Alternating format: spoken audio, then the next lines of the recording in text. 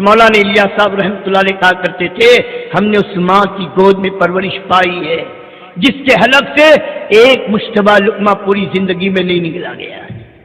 جب ماں ایسی تھی، اولاد ایسی تھی، ان کی دادی وہ تو مولانا الیاس کے بدن کو سونگتی تھی اور کہتی تھی بیٹے تیرے بدن سے صحابہ کی خوشبو آ رہی ہے۔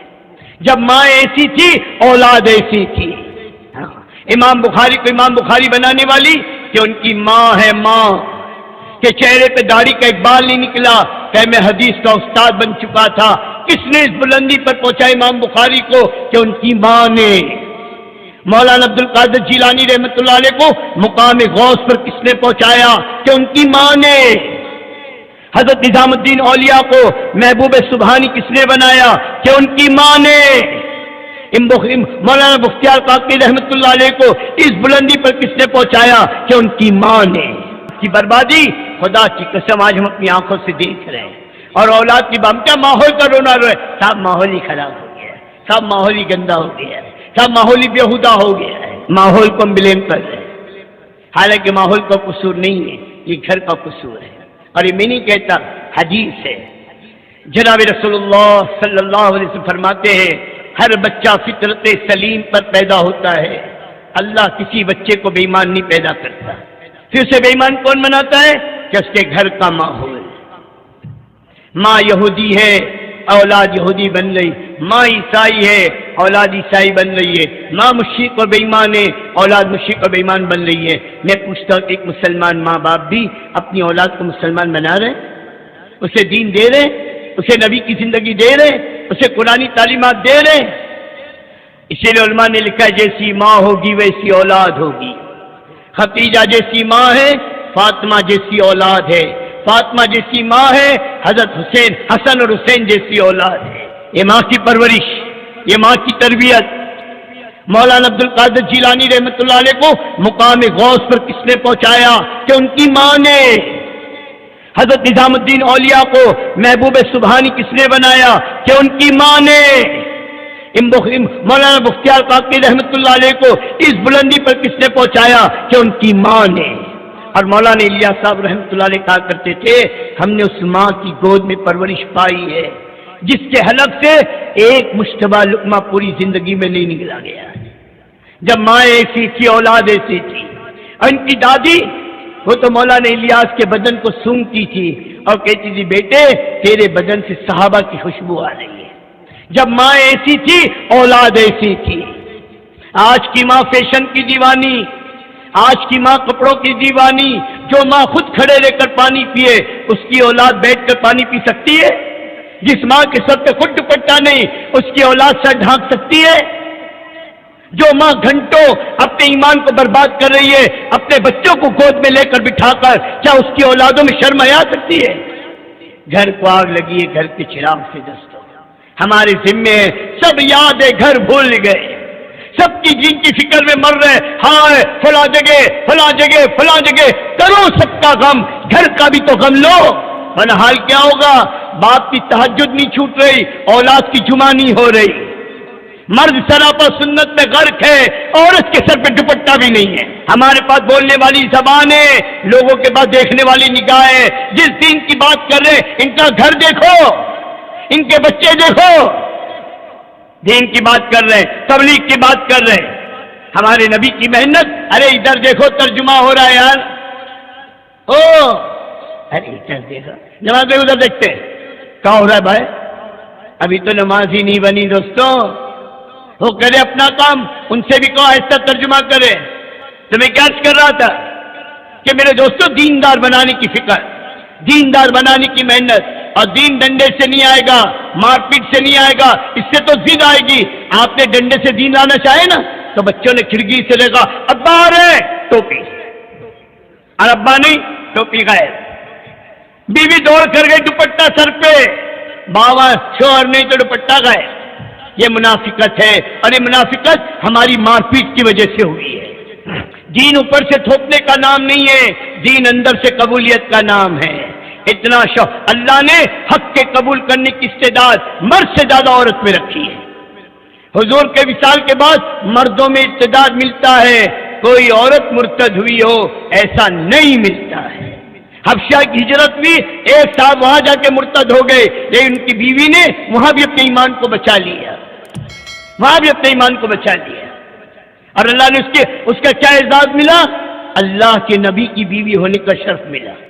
ہاں، بہت حضور کے اللہ کے نبی کا زیادہ دین عورتوں کے واسطے سے امت کو ملا ہے، ان کی گھر کی کثرت نکاح میں ایک وجہ اس کی بھی تھی کہ امت تک اللہ کے نبی کے اندرونی زندگی کا دین کیسے پہنچے گا، کہ ان عورتوں کے ذریعے پہنچے گا جو امت کی مائیں ہیں، یہ پہنچائے گی۔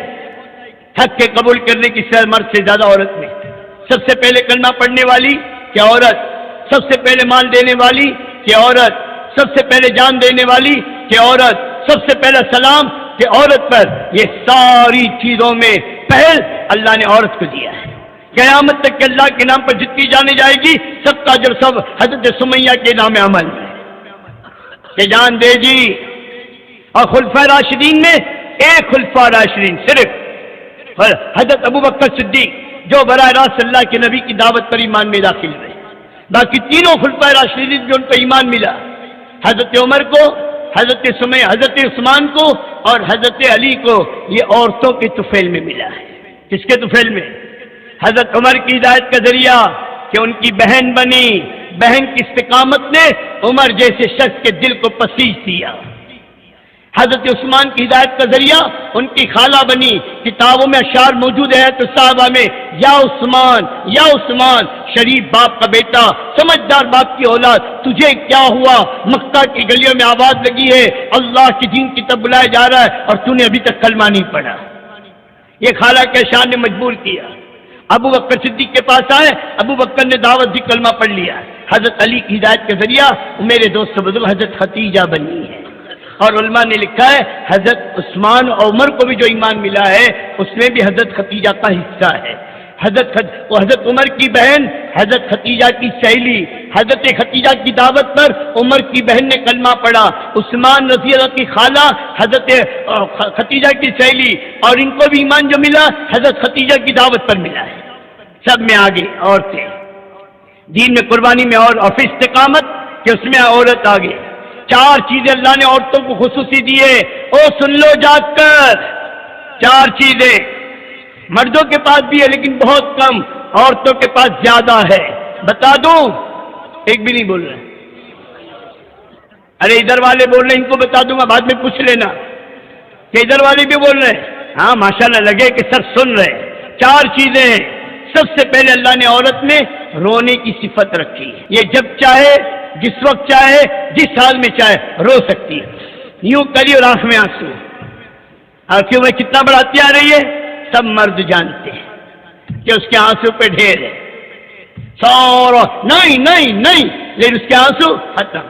اچھا بابا مت رو، مت رو۔ اب یہ رونے کا رخ بدل جائے، آج اپنے مطالبوں کے لیے رو رہی، آج اپنے مسائل کے لیے رو رہی، کل اگر اس کا رونا امت کی ہدایت کے لیے ہوگا، خدا کی قسم اس کے آنسو انسانیت کی ہدایت کا ذریعہ بنے گی۔ ایک اللہ نے عورت میں بولنے کی صفت رکھی ہے، کیوں بھائی؟ آپ ایک عورت گھر کے دروازے پہ کھڑی ہے، ایک عورت گھر کے اندر ہے، اندر والی کے لیے آپا اندر آ جاؤ نا، کہ آپا فرصت نہیں ہے، بالکل بہت کام ہے، اور وہیں کھڑے رہ کے 1.5 گھنٹے سے بات ہو رہی ہے، پکی بات ہے نا، یہ دوسرے سمجھتے ہیں نا۔ اب یہ عورت کے بولنے کا رخ اگر صحیح ہو جائے، آج مخلوق کو بول رہی ہے، چیزوں کو بول رہی ہے، کپڑوں کو بول رہی ہے، سینڈل کو بول رہی ہے، نہ جانے پورے گاؤں کی برائیاں کر رہی ہے۔ اب اگر اس کے بولنے کا رخ صحیح ہو جائے، اس کا مزاج دعوت کا بن جائے کہ اس کا بولنا اللہ کی عظمت کا، توحید کا، رسالت کا، آخرت کا، نہ جانے کتنوں کی ہدایت کا ذریعہ اللہ اس کو بنائے گا، اور یہ خود ایمان کے اعتبار سے کتنی ترقی کرے گی۔ تیسرا اللہ نے عورت میں جھیلنے کی صفت رکھی ہے، جھیلنا ساری تکلیف۔ ایک بار نکاح کا بول بول کے کسی کے گھر میں آ گئی، کیا اپنے گھر میں رانی کی طرح رہی تھی، اب یہاں پہ نوکرانی کی طرح رہ رہی ہے، اس کے لیے جینا آسان ہے، سب جھیل جائے گی۔ گھر سے پھر کا جنازہ ہی نکلتا ہے، جھیل گئے۔ اب اس کا جھیلنا اللہ کے دین کے لیے ہوگا، ساری تکلیف برداشت کرے گی، پھر اپنے شوہر سے کہے گی اے میرے شوہر ہم سوکھے ٹکڑے کھا لیں گے، اے میرے شوہر ہم مرغی پال کے انڈے بیچ کے گھر چلا لیں گے، چٹنی روٹی کھائیں گے، کسی کے آگے ہاتھ نہیں پھیلائیں گے، آپ ہماری فکر نہ کرو، آپ اللہ کے دین کا کام کرو۔ پوچھو بیٹی فاطمہ سے، ارے گھر کا فاتح کیوں ہے؟ یہ نمازیں بھوک سے کیوں بلبلا رہے ہیں کہ میرا علی، میرا شوہر اللہ کے راستے میں ہے، تو اسے روکتی کیوں نہیں؟ تا مجھے خاتون جنت کا خطاب اسی پر ملا ہے کہ میں نے نہ کبھی اپنے باپ کو روکا اور نہ میں نے کبھی اپنے شوہر کو روکا، اللہ کے دین کے تقاضے سے کہ ہمارا حال کہ جس حال میں زندگی گزر جائے گی، کوئی مطالبہ نہیں، کوئی مطالبہ نہیں۔ اگر عورت کے مزاج دین کا بنے گا، خدا کی قسم اپنے مرد کو عالمی تقاضوں کے لیے تیار کرے گی کہ اب ہماری فکر نہ کرو۔ کتنی عورتیں ہیں جب دعوت میں لگی اپنے مردوں کو اپنے گلے کے ہاتھ، اپنے ہاتھوں کی بنگڑیاں، ماں باپ کی طرف سے دی ہوئی چیزیں دے کر کہا جاؤ یہ کس دن کے لیے ہے، یہ اللہ کے دین سے بڑھ کر نہیں ہے، اسے اللہ کی راہ میں اسے خرچ، اسے بیچو اور اللہ کی راہ میں جاؤ۔ کتنے مردوں نے ملکوں کا سفر کیا ہے اپنی بیوی کے زیوروں کو بیچ کر۔ جب دین کا ماحول بنے گا نہیں تو اپنے مرد کو ایک دن کے لیے بھیجنے کو تیار نہیں ہوگی۔ کہاں جا رہے ہو؟ اب مرد نے مسجد میں بیان سنا مولوی صاحب کا، 1.5 گھنٹے کی تقریر، اور جوش میں سب نے نام لیا، خود بھی کھڑا، لکھو میرے 4 مہینے۔ اب لکھا تو دیا، اب دل میں دھک دھک دھک دھک دھک دھک دھک دھک دھک۔ اب گھر میں جا رہا ہے، سوچ رہا ہے کیا بولوں، کیسے بولوں، کیسے بولوں۔ اب گھر میں جا کر بہت محبت سے کہتا ہے اپنی مسجد میں جماعت آئی ہے، تو بیوی میں کیا کروں؟ ارے سن تو صحیح، کیا بیان کیا انہوں نے، کیا قربانی کی باتیں کی۔ پھر وہ میں نے کیا، آپ نے کیا کہ میں نے بھی نام لکھا دیا۔ اچھا، سارے محلے کے تبلیغ والے مر گئے، تم ہی بچ گئے تھے۔ اور پھر اگر اس نے یوں کہا لاؤ میرا برقع، میں چلی ماں کے گھر، یہ لو منے، یہ لو منیوں کی فوج، یہ مرغی، یہ بکریاں، یہ بھینس، سب لے جاؤ، کرو تبلیغ، چلی میں ماں کے گھر۔ ارے بولو نا کیا ہوتا؟ ارے اللہ کی بندی میں جا تھوڑی رہا ہوں یار، میں تو ابھی سی بات کی ہے۔ فوراً ٹیپ ریکارڈ بدل گیا۔ ہاں کیوں؟ گھر میں مزاج نہیں بنایا۔ آج یہاں نام لکھانے کی ہمت نہیں ہے، یہاں ابھی تشکیل ہوگی نا پتہ چلے گا۔ ادھر سے ہوم منسٹر دکھا رہے، صرف 3 دن اجتماع کے لیے بھیجی ہو، سمجھ گئے؟ زیادہ جوش میں مت آنا ہو جا کے، دیکھو سب کو معلوم ہے ماشاءاللہ۔ ہاں ارے بیٹھ جاؤ بھائی، بیٹھ جاؤ بھائی، ان کو بٹھا دو تھوڑی دیر، کوئی تقاضا ہو فوری تو جانے۔ سبھی میں کیا عرض کر رہا تھا؟ یہ مستورات، عورت کا مزاج اگر بنا یہ جھیلنے کی، سب جھیلے، سب صحابہ کی عورتوں کو دیکھو سب جھیلے، گھر میں کچھ نہیں، کوئی رونا نہیں۔ اللہ سے مانگی اس عورت نے، اور اس عورت کی دعا پر اللہ نے گھر کی چکی چلائی ہے اور اس میں سے آٹا نکلا ہے، اور اللہ کے نبی نے فرمایا اللہ کی بندی اگر تو اس چکی کے پارٹ کو نہ اٹھاتی قیامت تک کی چکی چلتی رہتی۔ اب 5 چوتھی چیز عورت میں اللہ نے سے وہ استقامت، وہ استقامت۔ جھیلنے پر میں ایک بات اور سناؤں، رات کو میاں بیوی دونوں سوئے، چھوٹا منا وہ بھی سویا ہوا ہے۔ اب رات کو منا رو رہا ہے، چلا رہا ہوں، دونوں کی آنکھ کھلی، میاں کیا بولتا ہے؟ ارے سنانا کمبخت نے نیند خراب کر دی ہے، اور منہ پھیر کے سو جاتا ہے۔